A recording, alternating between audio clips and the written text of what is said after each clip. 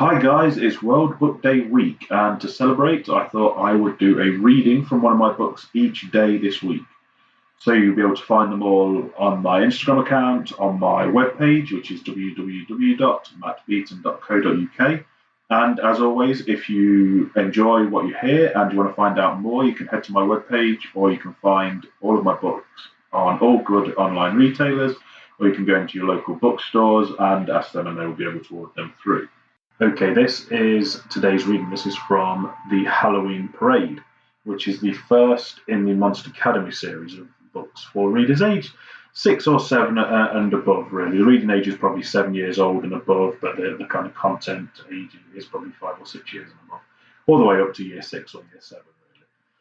And for those who aren't familiar, the story behind it is that a girl called Trixie Grimble is a perfectly normal, non-monstrous girl who goes to a perfectly normal school, only to have it closed down due to budget cuts. And the only school that they can fit her into is the school called Monster Academy on the edge of town, which unfortunately is a school for monsters. Now, obviously, Trixie's not best pleased about this, but nevertheless, she has to go. And Halloween Parade kind of tells the story of what she has to go through. It's really a nice story about fitting in and kind of the obstacles that all children face at school, really. The monsters that go to Monster Academy are all silly and funny. It's not a scary story. It is definitely a very light-hearted adventure. There's a vegetarian vampire who's afraid of blood and lives on parsnips. There's a cursed werewolf, or should I say werepoodle. He turns into a pink poodle every full moon, and things like that. So there is nothing to be scared about, really, in this one. And the reading I'm going to do from this is towards the end of chapter 2. So Trixie's already found out that she is having to go to Monster Academy. She's had the arguments with her mum and her stepdad, but she's had to go anyway. So her mum is just dropping her off at the front gates to Monster Academy. So we're starting in chapter 2. It didn't take them long to reach the doors. Much sooner than Trixie would have liked, her mum was rapping the heavy iron knocker against the old wood. A tiny hatch that was cut into the door just above Trixie's head slid back, and a small pair of eyes stared out at the two visitors. The eyes were bright yellow and bloodshot. Trixie and her mum took a step backward so that the eyes could see them clearly.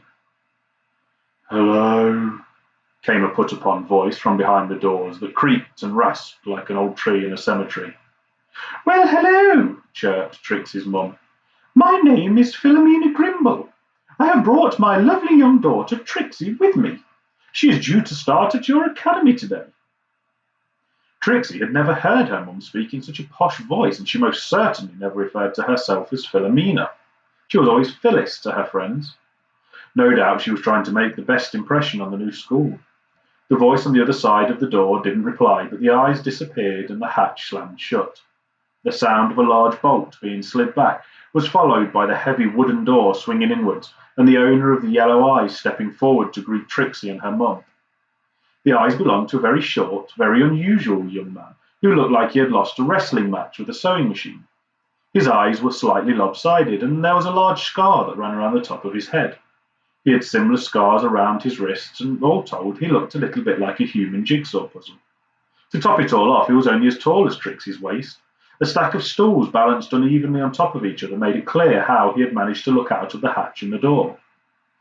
"My name is Grimsby," the tiny man lisped as he spoke. Trixie was quite taken aback by the sight, but did her very best to hide her shock. She had no intention of appearing rude and making enemies so early on. He had clearly noticed them both staring as he continued, "I'm the caretaker. I have a lot of accidents here. Sometimes the young ladies and gentlemen like to leave little traps for me. I patch myself up the best I can.